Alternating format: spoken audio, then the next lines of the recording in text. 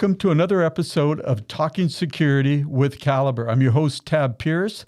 Last week, we talked about forensics with Mike Sheward. And this week, we're talking to Matt Clapham. And Matt and I go way back. We're not going to talk about who he works for or any of that stuff because that doesn't really matter. What really matters is the knowledge that Matt brings. And Matt, welcome. Hey, thanks for having me. Happy to be here. Yeah, dude, I love talking to you. And this is one of my, like you and I talked about a week ago, 2 weeks ago. And I love the discussion because we were talking about product security, but we were talking about the design review. And you said something. You said, we're securing all the parts. And when you said that, oh, go ahead. Product security has been, my passion for a while, and it really kind of encompasses all that from like the birth of an idea to the design review, all the way till a product is retired. And when you told me that, the only thought I had was that just, it sounds really great, but it sounds like herding cats. It's like, who owns that? Like who owns the design review? Whose responsibility is it? When do they jump in? All of that, right? So that was where my head was going, was like, just as the somebody that leads a company and how hard it is sometimes to get people into doing something. And I'm like, oh, that sounds like a hairball. So go, just help me out. Help me get my head around this. Well, I like to say my team and I, we help make products more secure. And me, there's this independent, crusty old product security guy. I've been doing this for over a decade now. I came up with that to kind of highlight the who owns the security problem. I say we, my team, help make products more secure. We help make the products more secure. Who owns security is ultimately the team that's building the thing. My team can help them a lot. My team can do stuff for them. But at the end of the day, they've got to get the product done and out the door. I'm just here to facilitate, to provide tooling, expertise, guidance, pinch hit on a few issues. But really, from that design review stage through to the end, it's the success or failure of it is on the engineering team building the thing. The product owners. Yeah. So does that, it obviously depends on how good they are at pulling you in and your team in at the right time, right? And some of them, I imagine, at least my experience in dealing with this, is some teams are good about baking it in, and some of them are, it's an afterthought. So what's your experience? When it comes to, baking security in or an afterthought, it really kind of depends on the culture, the maturity of the particular group themselves. So for my doing this product security thing for a while now, I like to say most companies have pockets of greatness. At the very least, they've got some teams that really know how to incorporate all of that from the start to the finish, and they've already got that culture of security within them. Maybe not across the whole company, but they've got that. There are others that who are, told they have to do it. And so it's really, to them, they often see it as a tax or something that they just have to do to get that compliance check mark. But I like to say to that aspect, you can't secure your way to a compliant product, and you can't comply your way to a secure product. I like that. I'm gonna have to noodle on that one a little bit. Maybe I'll do that on later. A couple things that you said. One is the maturity of the security group, right? So you've worked for some pretty mature security organizations, some pretty mature organizations. Period. What about if how is that different than, say, a small organization that everybody's wearing multiple hats and I don't know, chasing their tails? Well, I've noticed with a small org, and I've seen this in interacting with a variety of startups over the years.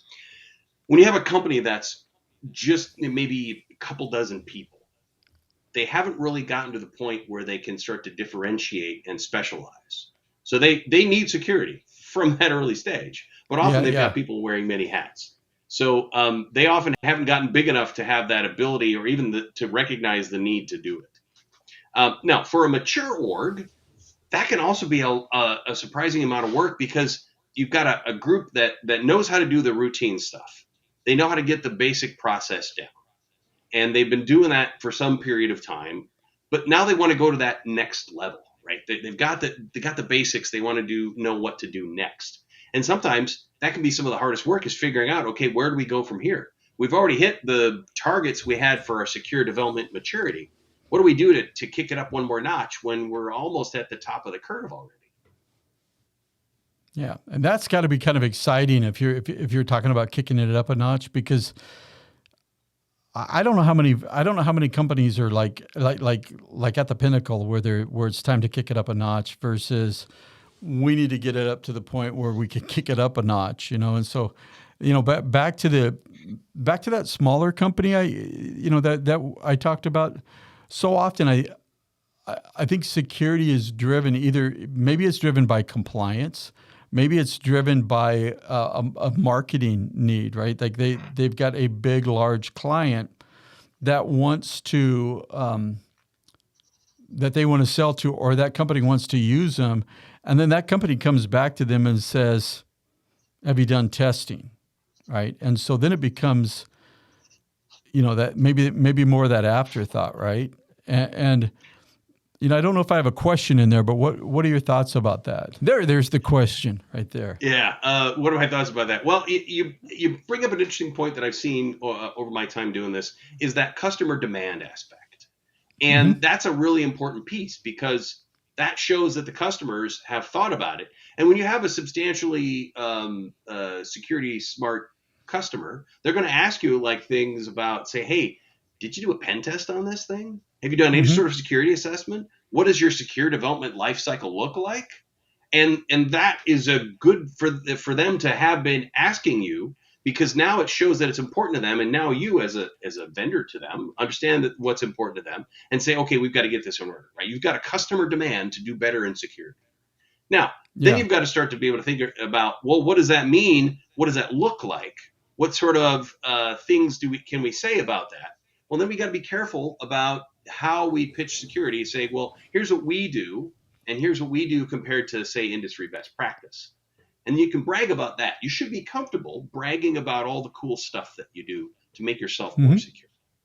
You Yeah. shouldn't do the comparative security, though. In my opinion, that's a dangerous place to be because it conveys the wrong image in the industry. Um, Now, in terms of the marketing stuff, you can't market about it, right? That becomes that sales pitchy thing. You can say, hey, if you care, here's all the cool security stuff we do to make sure we make a secure product. Yeah. And that can also then help you. And if you're doing it right, something like a compliance directive becomes just a mapping exercise from what it is you already do to build a secure product, to deploy and operate secure products for your customers, to some arbitrary regulation in whatever industry that is, whether it's medical or financial or what have Yeah. So you said something. You said comparative security, right? Like you don't, you. that's not where you want to be. What is comparative security?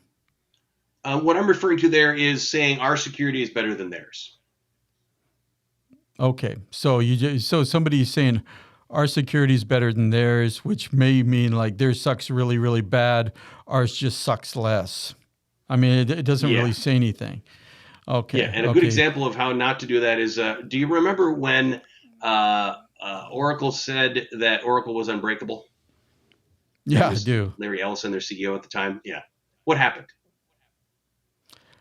Boy, did somebody break it? Yeah, exactly. Big time. Yeah. Right. So Yeah. Yeah. you don't want to tempt fate there.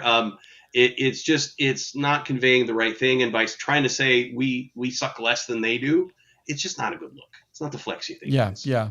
Yeah. And that's not the direction you want to go or anybody wants to go. And it's also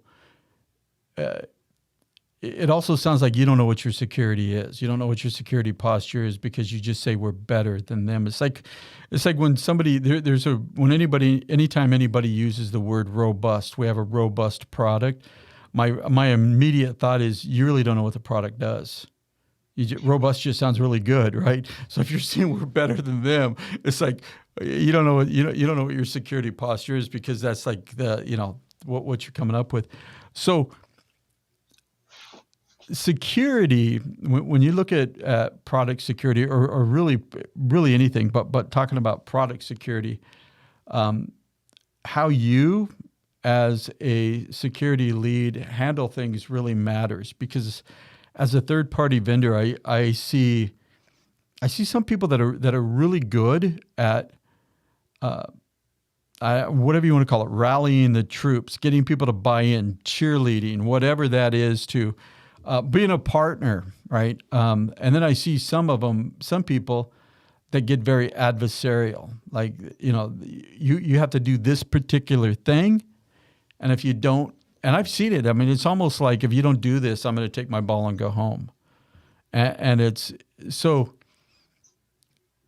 If you are as a leader of an organization, you've got different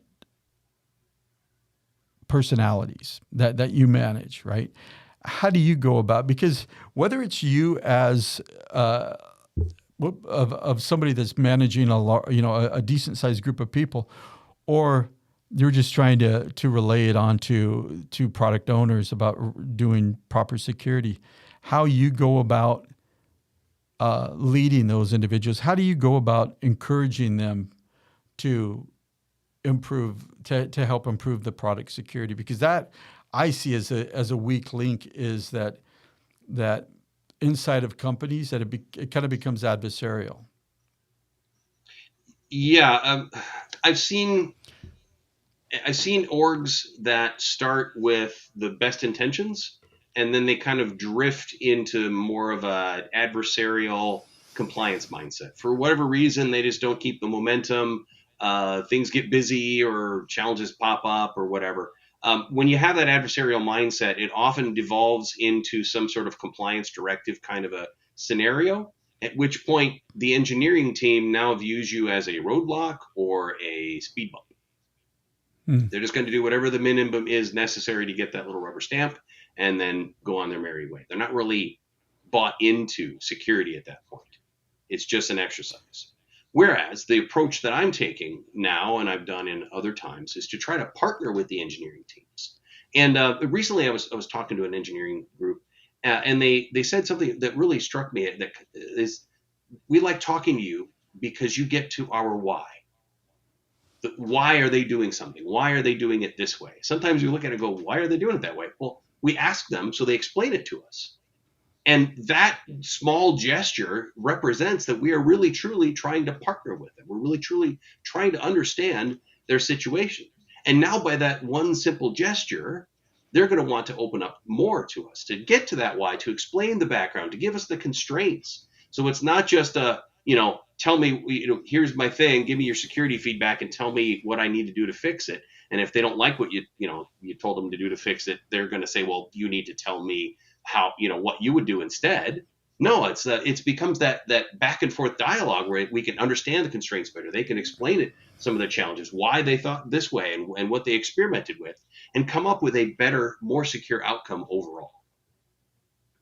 And I love the message is it comes down to communication. It comes down to listening to what is important to them and why they're doing something, not just like this is the thing you have to do. And without hearing them, understanding, why and that communication, and it's really not it's beyond security, right? It's beyond product security. It's beyond any of that. It's that ability to like patiently wait to get to understand what's going on, right? And to try to understand them as opposed to, this is why I do it. And it's kind of like when I was a kid, it's like, when Dad would get would get frustrated, it would be something like, "Because I said so." Yeah, so you got to get past that.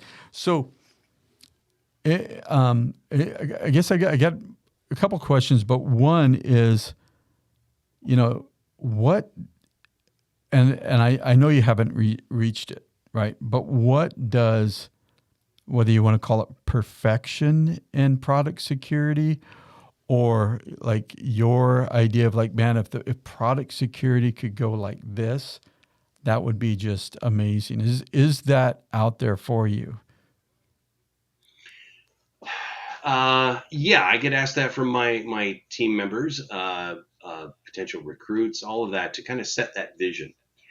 By the way, And this to isn't a me, job interview. It's okay, I not a job understand that. interview. But Okay, good. I've been refining this pitch both from what I want the team to do and how I want people to come work for me. But really, what that there is no perfect end state. But what we can say is, if we've truly got that culture of product security that we're shooting for, then we're doing all of that due diligence, right? So there are some series of events, and we can look at it just from what we want to do, or we can look at it from what the industry does. We can look at it what the regulations expect. We can look at it from some sort of maturity model. But there's some series of things that we think we need to do a good job of design, build, deploy, operate something, whether it's a software that runs on somebody's laptop to software that runs as a service, to make that whole thing as secure as we can get it. And so for me, the perfect end state is designing in and building in that process so it gets routinely operated on, and making sure that we're not missing the outcomes. Because it's one thing to just say, yep, we did the thing. Great. Mm-hmm. I turned in my homework. Okay, what was your grade? I got an E+. Well, you turned your homework in. Yep. So, making sure that you've got that follow through that helps make use of that process to bring down the overall risks. So it's as a caliber, right? Not to do a sales pitch of like, we do this, but to use it as an example, because so much of our work ends up being testing, right? It's pen testing of the thing, whatever the thing is.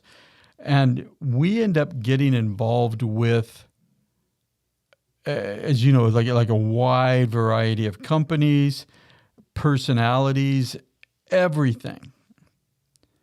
And so we get to see, there are times when we get to see like, wow, this is a really well, not just well-run group, but this is a group that everybody really makes the attempt to communicate and work together. I mean, we'll get on a kickoff call, and we'll have, somebody from security, somebody from product, development, somebody from wherever, right? But they're working really well together.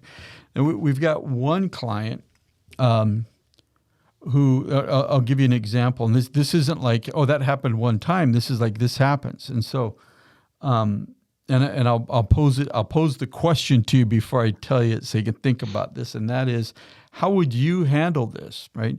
But this particular company, there are layers of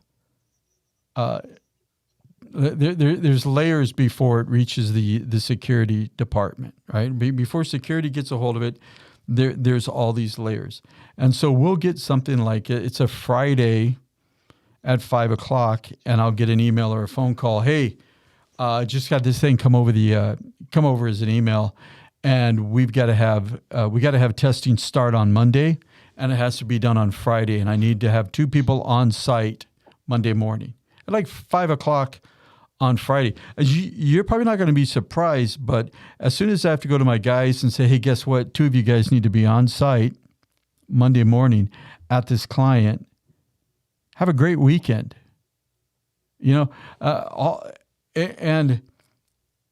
the truth is, it's not like the security department's, like, it's not their fault.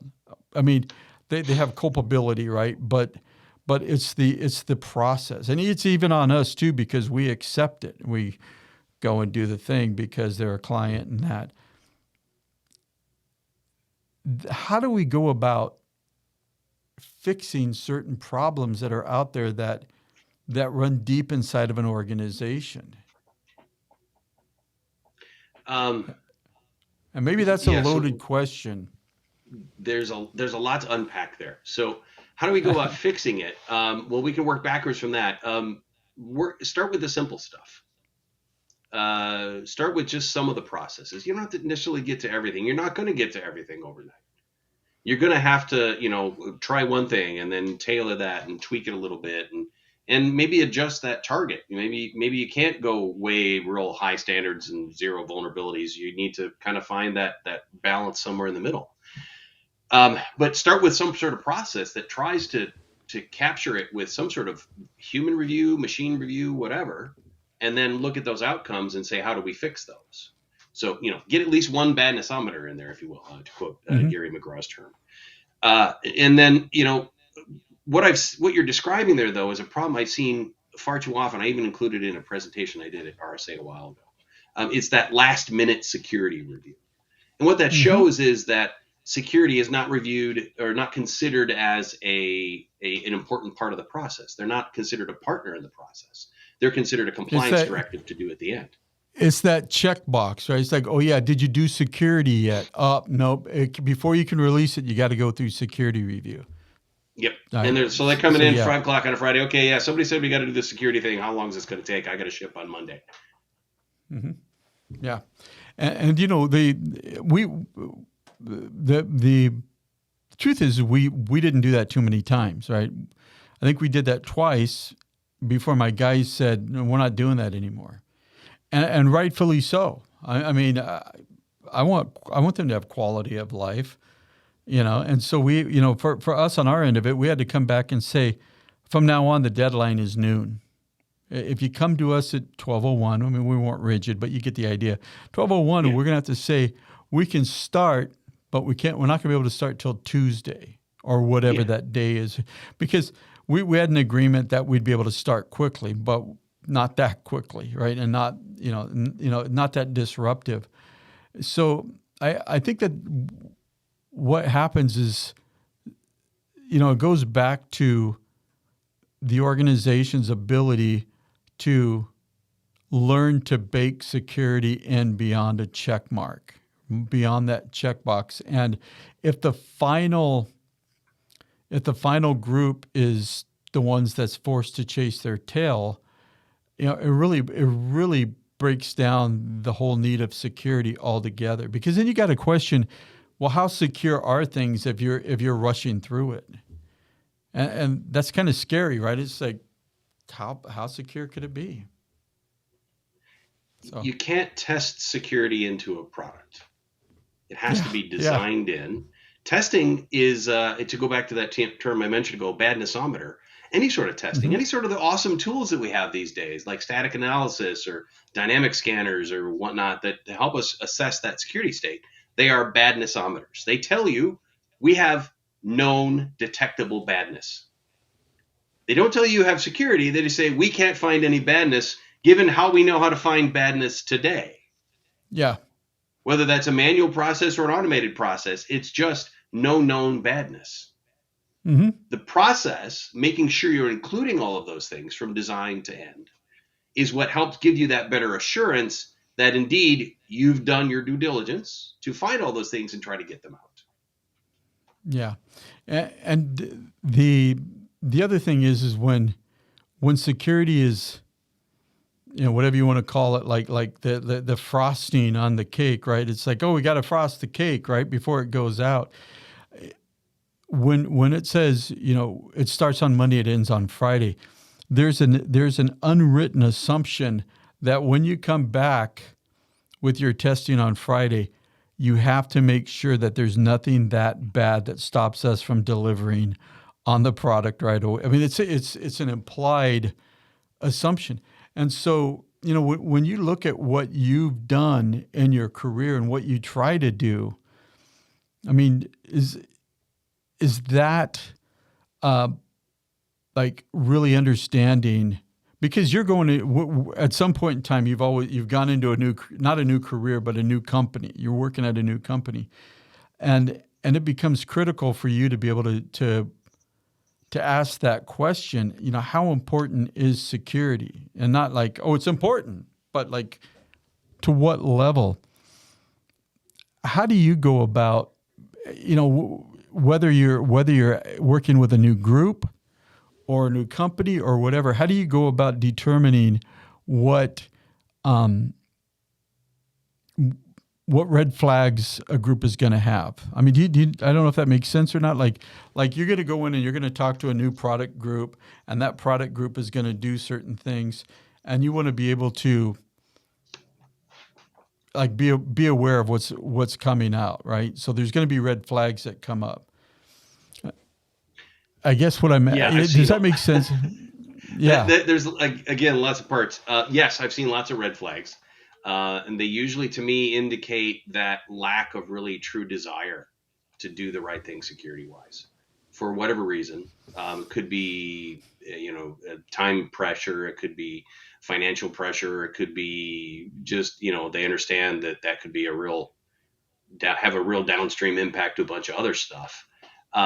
So those things, the red flags I might see where you could tell they're trying to massage or influence the outcome of findings. Yeah, absolutely, are concerns. But if you're helping them understand that you're not trying to stop what they're doing, it's just came in to do a job, do some testing, verify some things through whatever badnessometer mechanism we chose. Then it's really like, if we find something, then we'll talk about what to do with it. We might get through that whole week in your example and not find a thing. We're like, hey, cool, we didn't find anything. So, okay, we've done some due diligence there. Or we might find something that's really bad, and it really sucks that we found it late in the game. But you got to do something about it. Whether that means you know about it now, so now you can choose, do I ignore it? Do I take the time to fix it and knowing that it might cause a slip? Or is it something that's really easy? It could be really bad, but really easy to fix. You just change one setting somewhere and you're good to go, right? Who knows? You got to get to that next stage. Once you find the problem, then you have to go through the different steps that I always like to recommend to help them understand it. We haven't even gotten to you've got to fix it yet. First we have to find it. And when we find it, we have to look at it and say, how bad is it? And then when we know how bad it is, then we can say, are there mitigating factors, things that make it less bad? And then we can say, okay, great. Now, if we want to drop that badness down further, what can we do? How long? What is that going to cost? What is that going to take time-wise? And then after all of that, we can figure out when we're going to fix it. Now, I don't like to say if, but when, and here's why. You could say when you're going to fix it, and it could be right away, and like, oh my gosh, we got to do this tomorrow. Or it could be sufficiently off in the future as to be never, right? So that's kind of turns into an if at that point, but really it becomes something that's on the backlog of problems that maybe you'll address or will magically go away when some other thing changes. So Matt, we're just about up, but I got one more question. Maybe just try to a minute or so answer, something like that, 2 minutes. What do you see on the horizon that for product security? Is there one thing where you're like that's the next big thing? Does that exist? Well, I can't say the one big thing, but if I had to pick one thing, it's something I'm passionate about. It's threat modeling, but we've got to get better at it. So where I see it going is there are commercial tools in the space.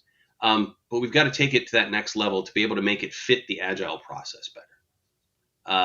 Things that'll help us be able to still do that important design review due diligence and spot the things there at the design time while fitting into some sort of iterative sprint level thing. I think it's an area that we've got to get to in order to be able to handle this rapid iteration cycle that most software is turned into. Fantastic. So Matt, thank you. I always love talking to you. It's always educational, and I appreciate that. And anybody who wants to learn more about you, guys on LinkedIn, go look them up. You can. I'm sure that I don't know if he wants to connect with people, but I know he'd like to probably connect with other like-minded security individuals out there that want to talk about product security. So, Matt, thank you. This has been Talking Security with Caliber, and I'm Tab Pierce. And Matt, thank you very much for joining us. Hey, thanks for having me. Pleasure to be here.